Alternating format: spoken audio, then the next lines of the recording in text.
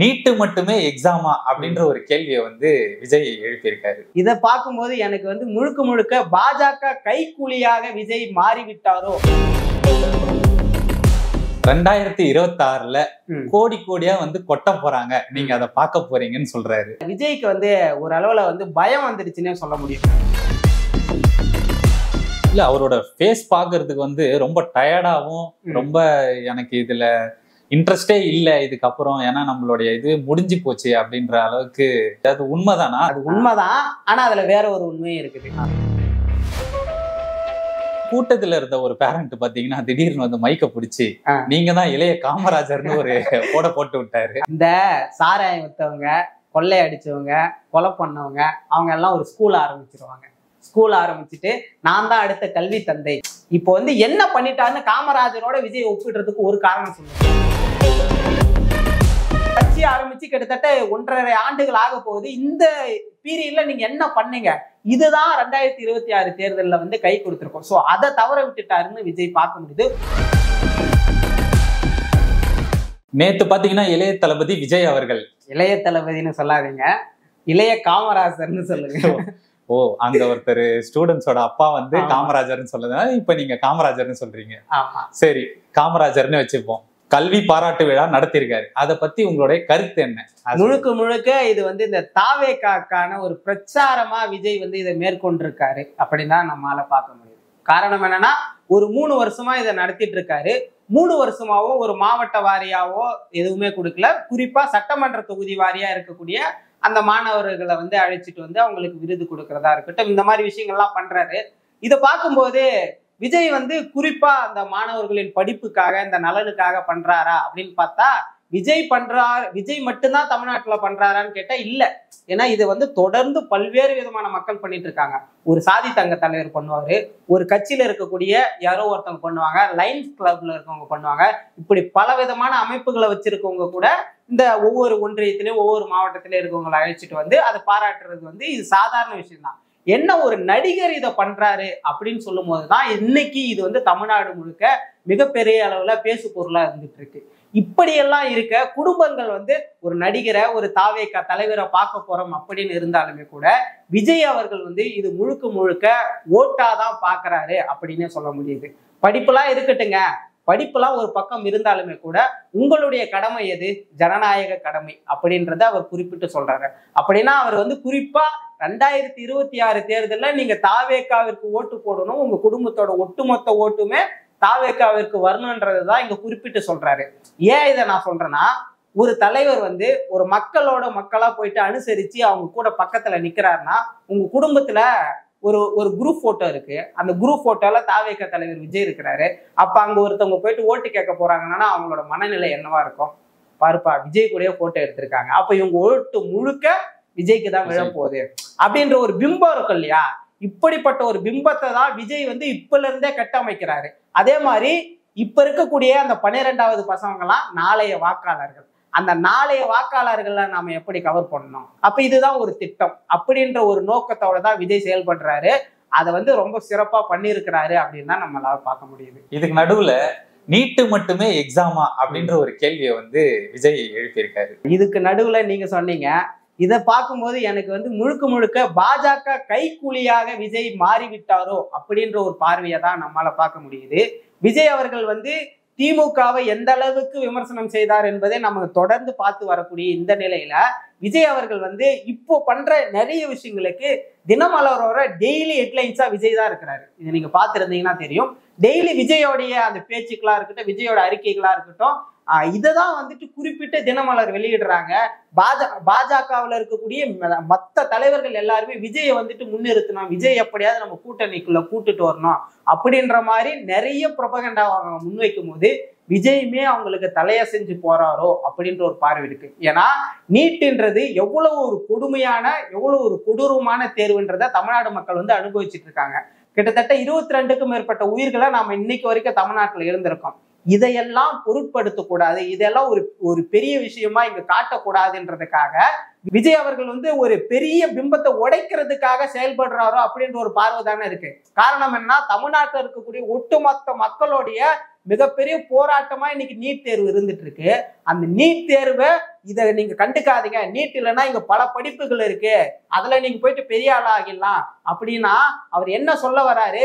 பாஜக செய்யக்கூடிய இந்த தவறுகளை வந்து நீங்க வந்து பெருசா கவனிச்சுக்காதீங்க, அது இல்லாத நிறைய வேலைகள் இருக்கு, அதை போய் பாருங்க. அப்ப வந்து பாஜக செய்யக்கூடிய இந்த குலக்கல்வி திட்டத்தை வந்து ஆதரிக்கிறார் அப்படின்ற ஒரு பார்வையை தான் நம்மால வந்து மேலும் மேலும் பார்க்க முடியுது. 2026ல கோடி கோடியா வந்து கொட்ட போறாங்க, நீங்க அதை பார்க்க போறீங்கன்னு சொல்றாரு. இத பத்தி உங்களோட கருத்து என்ன? இல்ல விஜய்க்கு வந்து ஒரு அளவுல வந்து பயம் வந்துடுச்சுன்னே சொல்ல முடியும். காரணம் என்னன்னா, அவரு பெரிய நடிகர், 200 கோடி ரூபாய் சம்பளம் அப்படின்னு எப்படிலாம் அவர் வந்து புரொபகண்டா பண்ணாலுமே கூட ஒரு கட்டத்துக்கு அப்புறம் தெரிஞ்சிச்சு, இனிமே நமக்கு யாரும் கை கொடுக்க மாட்டாங்க அப்படின்னு. நான் தான் தமிழ்நாட்டிலே ஒரு பெரிய ஃபோர்ஸ் அப்படின்னு இங்க வந்து ஒரு கட்டமைப்பு உருவாக்க நினைச்சாரு. ஆனா அதுக்கெல்லாம் வந்து எடப்பாடி பழனிசாமி அவர்கள் வந்து கொஞ்சம் கூட கை கொடுக்காம இன்னைக்கு போயிட்டு அமித்ஷாவோட கை கோத்துட்டாரு அப்படின்றத நம்ம பார்க்க முடியுது. அப்ப தமிழ்நாட்டுல இவருக்கான அந்த செல்வாக்கு 2026ல இல்ல அப்படின்றது இவருக்கு மிக தெளிவா தெரிஞ்சிடுச்சு.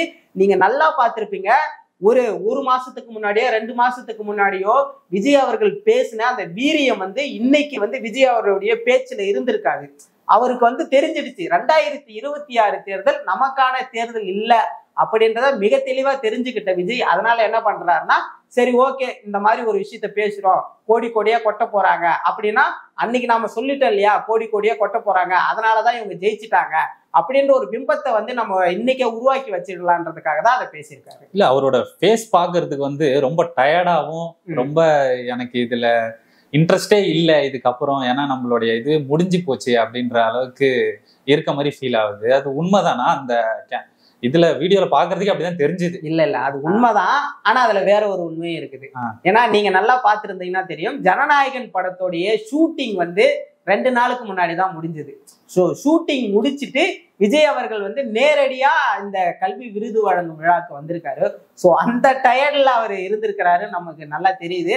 ஆனாலும் கூட விஜய் அவர்களுடைய அந்த பேச்சில் இருக்கக்கூடிய வீரியமானது குறைஞ்சிருத ரொம்ப தெளிவா பார்க்க முடியுது. காரணம் என்னன்னா, அவருக்கான பார்கெயின் ஸ்ட்ராட்டஜி வந்து எங்கேயுமே ஒர்க் ஆகாது. என்னதான் ஆதிவர்ஜனா, ஆரோக்கியசாமி இவங்க எல்லாம் இருந்தாலுமே கூட அவருக்கு பெரிய அளவுல யாருமே கை கொடுக்க மாட்டாங்க. இப்போ நீங்க எவ்வளவுதான் பவர்ஃபுல்லான ஒரு ஆளா இருந்தாலுமே கூட உங்களை வந்துட்டு அரவணைக்கிறதுக்கு யாராவது இருக்கணும்ல. எல்லா கதவுமே மூடப்பட்ட பிறகு உங்களுக்கு வழியே இல்லை அப்படின்றப்போ டயர்ட் ஆகுறதுல பிரச்சனை இல்லை. ஸோ அடுத்த படம் கண்டிப்பா வரும்னு தான் நம்மளால பார்க்க முடியும். அதே மாதிரி நேத்து பேசினதுல பாத்தீங்கன்னா டிஎம்கேவை பத்தி ஒரு கேள்வி கூட அவர் எழுப்பவும் இல்லை, எதையும் பேசவும் இல்லை. அது எதனால இந்த மாதிரி வந்து அவர் பேசாம விட்டாரு?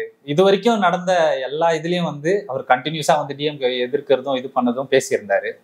இந்த வாட்டி பேசினதுல பாத்தீங்கன்னா டிஎம்கேன்ற ஒரு பேரும் அடிப்படையில எதுவுமே படல. எதனால?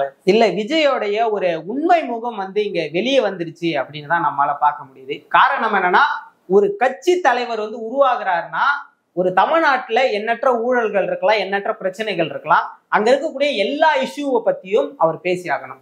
குறிப்பா திமுகவை பத்தி பேசுறாரு, பாஜகவை பத்தி பேசுறாரு, ஆனா அதிமுகவை பத்தி பேசினதே இல்லை. நீங்க நல்லா பாத்தீங்கன்னா அதிமுகவால தான் விஜய்க்கு அதிகபட்சமான இடையூறுகள் கொடுக்கப்பட்டது. தொடர்ந்து அவருக்கான படங்கள் எல்லா படத்துக்கும் வந்து இடையூறு கொடுத்தது அதிமுக ஆட்சி காலத்துலதான். அம்மா ஜெயலலிதா அவங்களுடைய காலில் விழுந்துதான் ஒரு படத்தை ரிலீஸ் பண்ணாருன்னு முதற்கொண்டு நீங்க பார்த்திருப்பீங்க. அப்படியெல்லாம் விஜய் அவர்களை வந்து மேலேயே வரக்கூடாதுன்ற அளவுக்கு அதிமுக வந்து தொடர்ந்து அவரை வந்துட்டு மட்டம் தட்டுறதுக்கான எல்லா வேலையும் பார்த்தாங்க. அப்படி இருக்கும்போது இன்னைக்கு வரைக்கும் அதிமுகவை பத்தி ஏதாவது ஒரு விஷயத்துல பெரிய அளவுல எடப்பாடியை பத்தியோ இல்ல ஜெயலலிதாவை பத்தியோ இல்ல எம்ஜிஆரை பத்தி ஏதாவது ஒரு இடத்துல பேசுறாரா? நான் தான் அடுத்த எம்ஜிஆர், அடுத்த அதிமுகவே என்னுடைய கட்சி தான் அப்படின்ற மாதிரிதான் இவர் புரொபகண்டா பண்றாரே தவிர இவர் பெரிய அளவுல வந்துட்டு அதிமுகவை எதிர்க்கல. அப்போ ஒரு அளவுக்கு வந்து இவங்களுக்கு என்ன தமிழ்நாட்டுல இருந்த பிம்பம் என்னன்னா, பரவாயில்லப்பா அதிமுகவை எதிர்க்கல, திமுகவை வந்து ஒழிக்கிறது தான் இவரோட வேலையா இருக்கு, அப்ப நம்ம ஆதரவு கொடுக்கலாம் அப்படின்னு பார்த்தாங்க.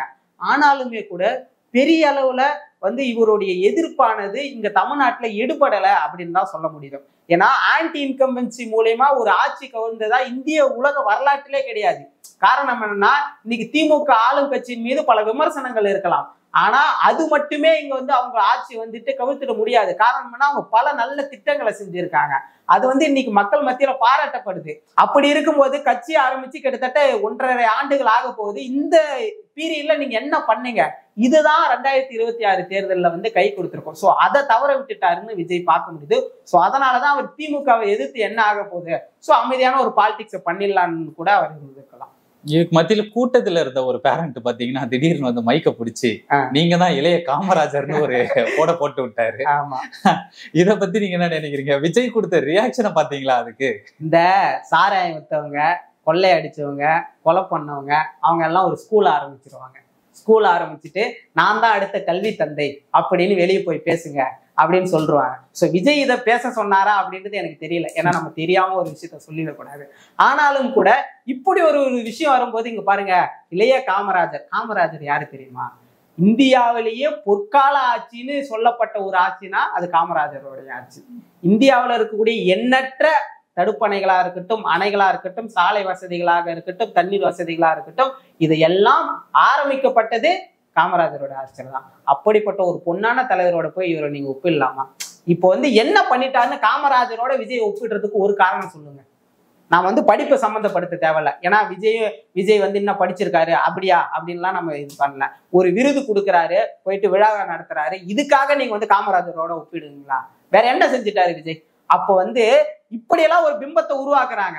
நீங்க நல்லா பார்த்திருந்தீங்கன்னா தெரியும், கள்ளக்குறிச்சி அந்த சாராய சாவுக்கு விஜய் பார்க்க போறாரு. அங்க ஒரு அம்மா போயிட்டு அழுகுறாங்க. ஆனா அது முழுக்க ஒரு வேஷமா எப்படியெல்லாம் நடத்தப்பட்டதுன்றதை நம்ம கண்கூடா பார்த்தோம். இப்படியெல்லாம் வந்துட்டு விஜய் வந்து நீங்க அப்படி பேசுங்க இப்படி பேசுங்கன்னு அப்பதான் வந்து வெளியில வந்துட்டு மக்களுடைய பார்வை இப்படி இருக்குன்னு ஒருவேளை அவங்க கட்சியில இருக்கக்கூடிய அந்த ஐடிவிங்க பண்ணலாம். அது வந்து அவங்களுக்கு ஒன்றும் லேசுப்பட்ட காரியம் இல்லைன்னு கூட நமக்கு தெரியும். பவன் கல்யாணுக்கும் விஜய்க்கும் உள்ள வித்தியாசம் என்ன? பவன் கல்யாணுக்கு விஜய்க்கும் அப்படின்னு பார்த்தோன்னா, இதுல வந்து நம்ம விஜய் வந்து கொஞ்சம் நாம திறன்பட்ட ஒரு அரசியல்வாதியவே பார்க்கலாம். ஏன்னா பவன் கல்யாண் அவர்கள் வந்து துணை முதலமைச்சர் ஆவறதுக்காக போய் கை கோர்த்தாரு. அவங்களுடைய அந்த மாநிலத்துல வந்து அது ஏற்புடையது. ஒரு முதலமைச்சரை வந்து இறக்குவதற்காக அவங்க கை கோர்த்து சந்திரபாபு நாயுடு அவர்களை முதலமைச்சர் ஆக்குறாங்க. இது வந்து அந்த மாநிலத்துல ஏற்புடையது. அந்த மக்களுடைய அரசியல் பண்பட்டது அப்படிதான். ஆனா தமிழ்நாட்டுல அப்படி கிடையவே கிடையாது. காரணம் என்னன்னா, இங்க யாரு கட்சி ஆரம்பிச்சாலும் நான் தான் அடுத்த முதலமைச்சர் அப்படின்ற ஒரு பிம்பத்தோட தான் வருவாங்க. இன்னைக்கு சீமானா இருக்கட்டும், விஜயா இருக்கட்டும், யாரு வேணா கட்சி ஆரம்பிக்கட்டுமே, ஏன் தேமுதிகவா இருக்கட்டும், நாங்க தான் அடுத்த முதலமைச்சர். நீங்க போய் அவங்க கூட கூட்டணி சேருவீங்களா அப்படின்னு கேட்டா, நான் ஏன் போய் சேரணும், நீ வந்து ஏன் கூட சேர்ந்துக்க அப்படின்னு சொல்றாங்க. அப்ப என்னன்றாங்கன்னா, இங்க எல்லாருமே நான் தான் பெரிய பிம்பம் அப்படின்றதை இவங்க சொல்றாங்க. உனக்கு முன்னாடி 10 வருஷமா நான் கட்சியில இருக்கேன், அப்ப நான் தானே பெரிய ஆளு அப்படின்ற மாதிரிதான் இங்க எல்லாரும் பேசிட்டு இருக்காங்க. ஸோ அப்படி இருக்கும்போது இவங்க எல்லாம் கை கோர்த்து இவர் வந்து விஜய் அவர்கள் வந்து முதலமைச்சராகவோ துணை முதலமைச்சராகவோ ஆகிறது வந்து இன்னைக்கு காலகட்டத்துல வாய்ப்பு இல்லை அப்படின்னு தான் நம்மளால பார்க்க முடியுது. ரொம்ப நன்றி சதீஷ். மறுபடியும் நம்ம நெக்ஸ்ட் இன்டர்வியூல பார்ப்போம். இந்த உரையாடல் நல்லா போச்சு. மிகவும் நன்றி. நன்றி.